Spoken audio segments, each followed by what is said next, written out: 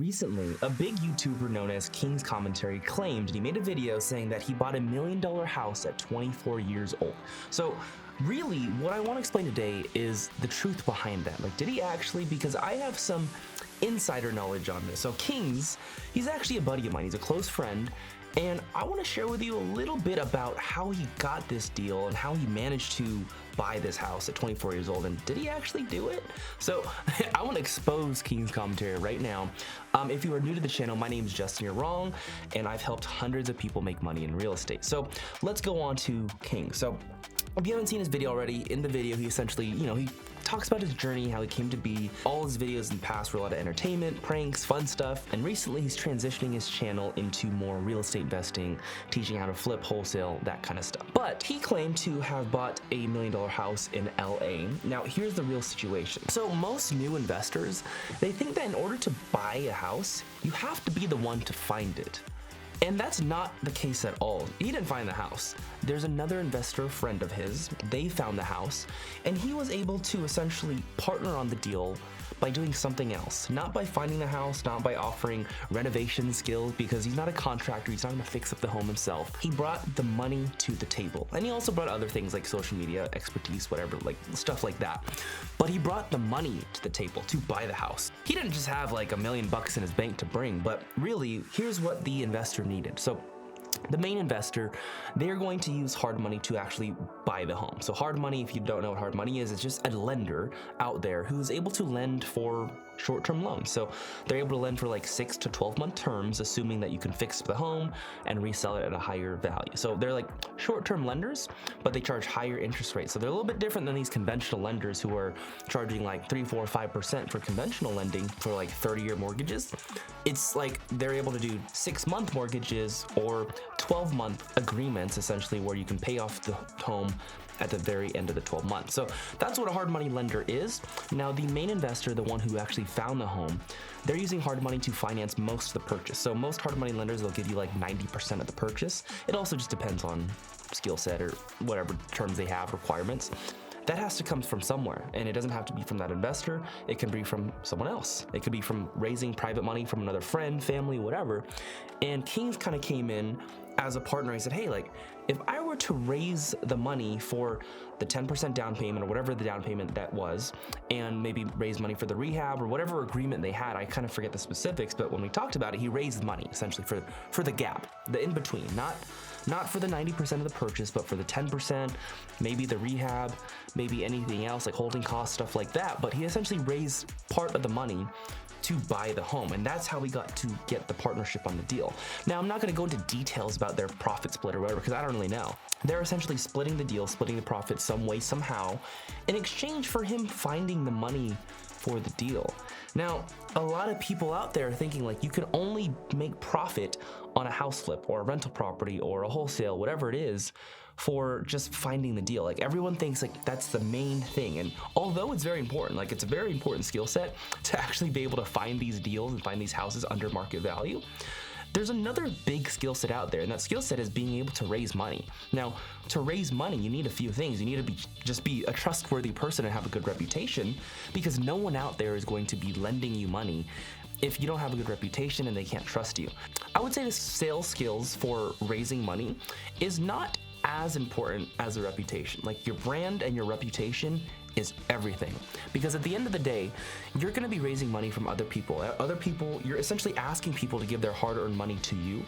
And while that does take some salesmanship, and you have to be able to talk well, it's really about the trust that you have between you and that person.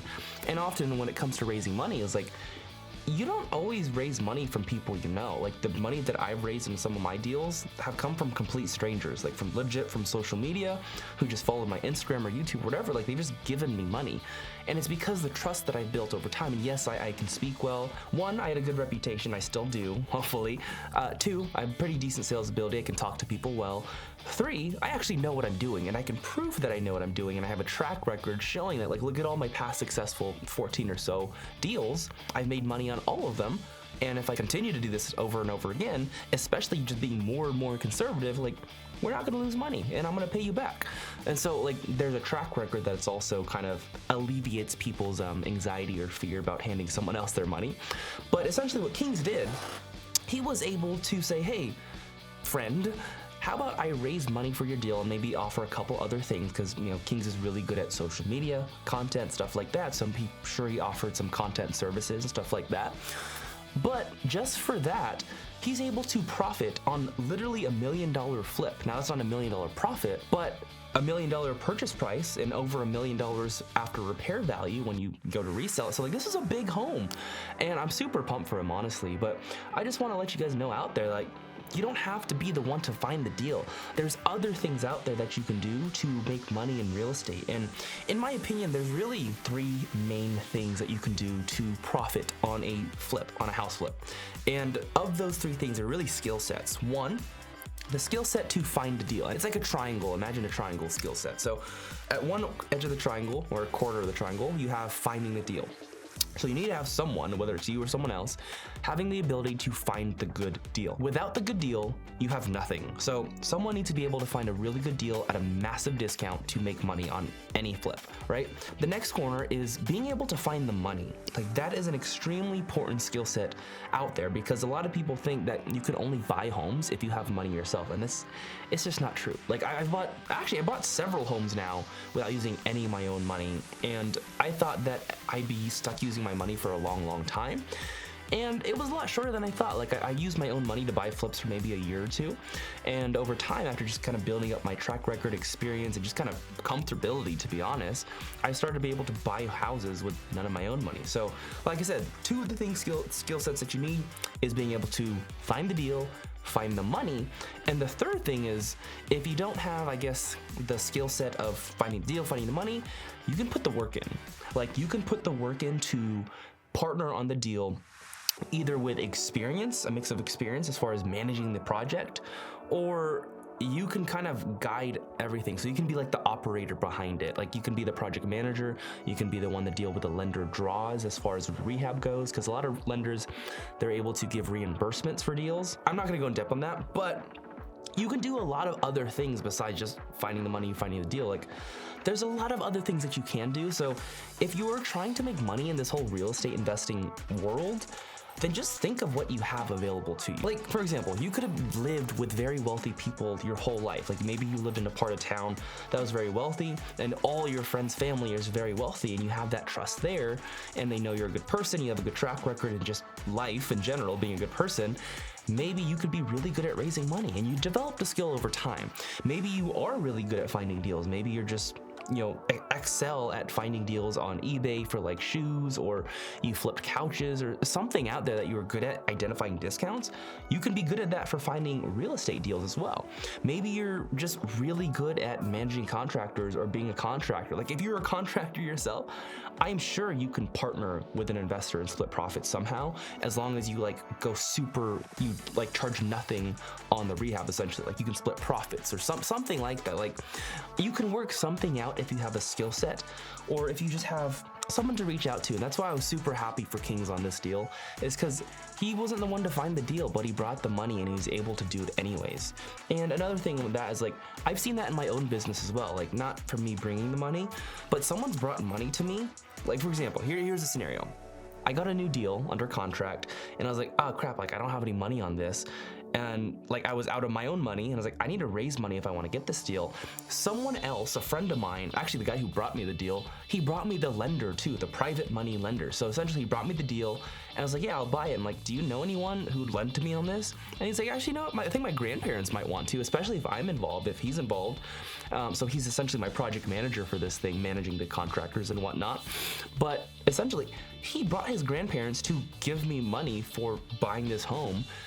And for that, like, I gave him, small profit share in exchange. And really, like, he didn't have money himself. Like, he didn't have all this hundreds of thousands of dollars to lend, but his grandparents did. And all he did was think, you know what? I think I can bring value in this way. I think I can bring value just by connecting you with someone with money who who'd be willing to lend, and in exchange, I gave him a reward for that. So don't think that you have nothing to offer. If you learn anything from this video, just understand that anything is possible. Like, learn from my friend Kings. Again, awesome thing for Kings. I'm super happy for him. I think I'm probably gonna title this video like Kings Commentary Exposed or what. I don't know. I'm gonna try to clickbait you, and hopefully if you stayed this long, then it worked. But I'm not really exposing him. I'm just kind of sharing with you that he used a tactic that you can use yourself. And if you just want help to grow your real estate investing business and you want a free strategy session, I want you to click the link in the description below to get a free strategy session. Someone's gonna reach out to you, and hope this helped. So peace.